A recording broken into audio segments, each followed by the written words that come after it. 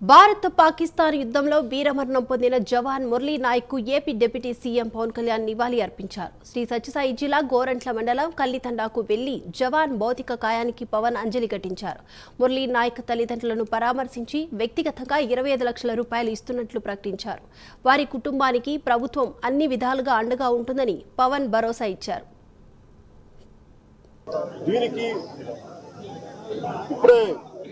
సోదరులు గౌరవ మంత్రి ఐటీ అండ్ ఎడ్యుకేషన్ మినిస్టర్ వారు అనౌన్స్ చేశారు. గౌరవ ముఖ్యమంత్రి చంద్రబాబు గారి తరఫున అలాగే నరేంద్ర మోదీ గారి తరఫున ఇక్కడికి మంత్రివర్గం అందరం ఉన్నాం. ఇక్కడ అందరం కూర్చొని మేము ముగ్గురం కూర్చొని ఇందాక గౌరవ ముఖ్యమంత్రి గారి సూచనల మేరకు ఇందాక సోదరులు మన లోకేష్ గారు చెప్పినట్టుగా దాదాపు 50 లక్షలు ఎక్స్గ్రేషియాని ప్రకటిస్తూ ఉన్నారు.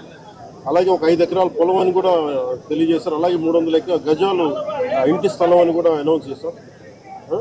అలాగే ప్రభుత్వంలో వాళ్ళకి ఎవరికైనా సరే వాళ్ళ నాన్నగారికి కానీ ఎవరికి కానీ ప్రభుత్వ ఉద్యోగం కూడా ఖచ్చితంగా ఇవ్వాలనేది క్యాబినెట్లో ముందు పెట్టి నిర్ణయం తీసుకుంటాం. ఇవన్నీ కాకుండా నేను అదనంగా వ్యక్తిగతంగా నేను కూర్చోబెట్టి ప్రస్తుతం 25 లక్షల రూపాయలు మన కుటుంబానికి నా వ్యక్తిగతంగా నేను సాయం చేస్తానని తెలియజేసుకుని ఇది ఇలాంటి పరిస్థితులు రాకూడదని కోరుకుంటాం.